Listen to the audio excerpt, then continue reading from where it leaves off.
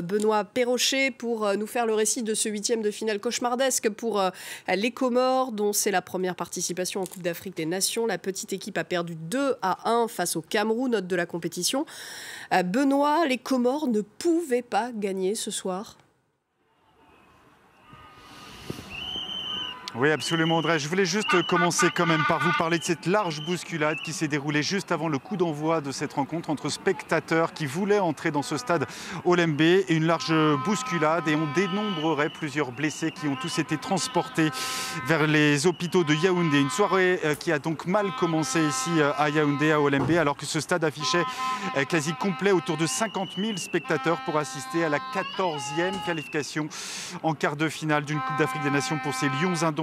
Ça a commencé des circonstances très particulières autour de cette rencontre entre ce huitième de finale entre le Cameroun et les Comores. Ça avait commencé avant même le coup d'envoi avec 2 gardiens forfaits.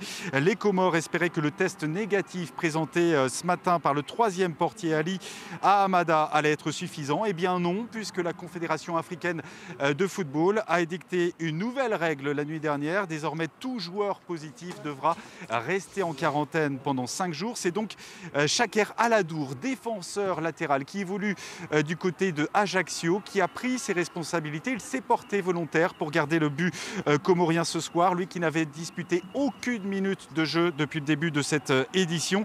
Et ça a tenu une demi-heure jusqu'à l'ouverture du score de Karl Toko Ekambi, une frappe croisée hors de portée du gardien Aladour. Donc les Comoriens qui étaient réduits à 10 depuis la 7e minute, un carton rouge sorti directement par l'arbitre éthiopien de cette rencontre pour le défenseur central et capitaine de cette équipe comorienne, Najim Abdou. Dur pour les Comores, mais une exclusion justifiée en deuxième période. Les Comores, acculés dans leur moitié de terrain, vont finir par céder une nouvelle fois par l'inévitable Vincent Aboubakar. 6e but pour l'attaquant camerounais. Le score qui aurait pu être plus lourd, mais les attaquants camerounais ont trouvé sur leur route Aladour et ses arrêts réflexes que certains gardiens de métier n'auraient sans doute pas réalisé. Réduction tout de même splendide du score en fin de match sur coup franc de Youssif Changama, donc en fin de rencontre, sans doute l'un des plus beaux buts du tournoi. Ces Comoriens qui peuvent sortir la tête haute de cette édition, eux qui disputaient leur première phase finale d'une Coupe d'Afrique des Nations. Ils auront donc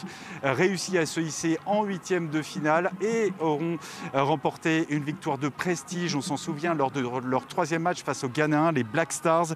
Ça continue en revanche donc pour les Lions indomptables, les Camerounais, qu'on retrouvera samedi à Douala. Ce sera face à la Gambie pour une place dans le dernier carré. Merci.